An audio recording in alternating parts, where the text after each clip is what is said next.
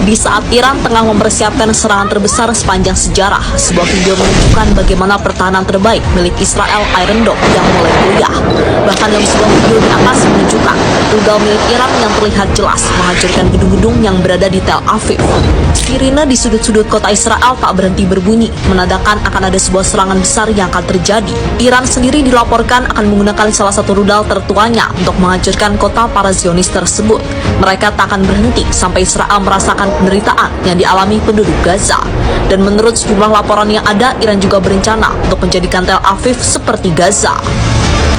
Mungkin lupa siapa yang mereka lawan. Iran bukan Gaza yang tak bisa membalas dengan keras serangan dari jet-jet tempur Israel. Iran adalah salah satu negara dengan militer terkuat di Asia. Halo saudara-saudari yang terkasih, salam sejahtera bagi kita semua. Perkenalkan, nama saya Novena Kristanti Damai. Pada video kali ini, saya akan membahas tentang pesan moral Populorum Progressio pada konflik yang sedang marak pada saat ini. Nah, saudara-saudari, baru saja kita menyaksikan konflik dunia yang sedang marak pada saat ini, yaitu konflik perang antara Iran dan Israel, serta konflik lokal berdarah lainnya. Tahukah saudara-saudari bahwa konflik ini merupakan konflik yang menyebabkan kematian dan kerusakan? Maka dari itu, mari kita kaitkan konflik-konflik ini dengan pesan moral Populorum Progressio.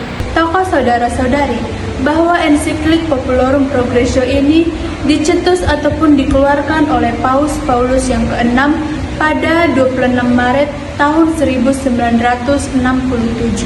Ensiklik Populorum Progressio ini merupakan seruan profetik pembangunan manusia yang integral dan solidaritas global sebagai fondasi perdamaian sejati.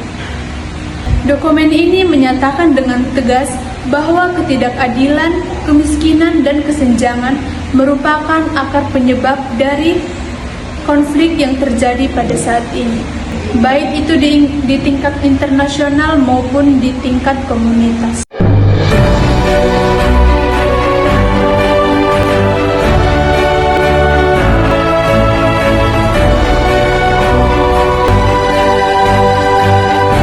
Baik, di sini saya akan memberikan persuasi ataupun ajakan kepada saudara-saudari sekalian untuk membuka mindset berpikir kita di tengah-tengah konflik maupun tragedi yang terjadi pada saat ini.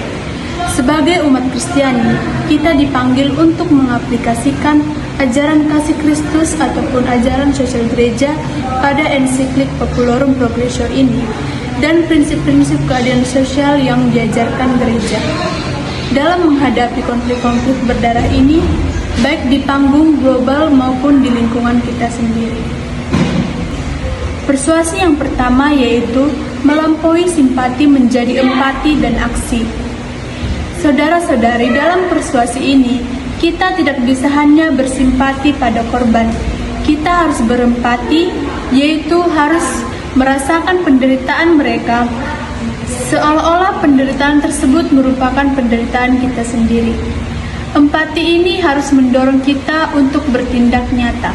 Contoh tindak nyata yang pertama yaitu mendukung pembangunan yang inklusif. Saudara-saudari, kita diajak berpartisipasi dalam program-program yang mengatasi kemiskinan, kesenjangan pendidikan, dan pengangguran di komunitas kita. Ingat kata Paus Paulus bahwa pembangunan adalah nama lain dari perdamaian. Contoh nyata yang kedua yaitu dialog dan rekonsiliasi. Jika memungkinkan kita untuk menjadi jembatan perdamaian di tengah konflik, maka ada baiknya kita baik dengan berdialog, mendukung mediasi, atau mendoakan para pemimpin agar memiliki hikmat untuk rekonsiliasi ataupun pembangunan. Contoh nyata yang ketiga yaitu membangun struktur yang adil. Populorum Progressio menyerukan revolusi kasih. Revolusi kasih merupakan bekerja untuk mengubah sistem dan struktur yang menciptakan atau mempertahankan keadilan. Persuasi yang ketiga yaitu doa yang bertindak. Seperti apa doa yang bertindak ini? Di sini saya akan menjelaskan bahwa doa yang bertindak merupakan doa kita harus menggerakkan kita untuk bertindak, dan tindakan kita harus dilandasi oleh doa. Contoh yang pertama yaitu berdoa untuk perdamaian sejati. Doa kita bukan hanya agar perang berhenti, tetapi agar keadilan dan kasih Kristus memenuhi hati semua orang, sehingga akar masalah konflik dapat teratasi. Yang kedua, berdoa untuk pertobatan. Saudara-saudari, berdoa bagi para pemimpin, pelaku kekerasan, dan juga bagi diri kita sendiri, membuat kita semua bertobat dari segala bentuk kebencian dan keegoisan yang memicu konflik. Jadi, saudara-saudari, sebagai umat Kristiani, kita dipanggil untuk menjadi terang dan garam dunia di tengah kegelapan konflik. Dengan mengamalkan ajaran Populorum Progressio ini, kita tidak hanya berdoa untuk perdamaian, tetapi juga secara aktif membangun fondasi perdamaian sejati yang berlandaskan keadilan, martabat, dan kasih bagi seluruh umat manusia. Baik, sekian video penjelasan yang dapat saya berikan kepada saudara-saudari sekalian mengenai dokumen Populorum Progressio.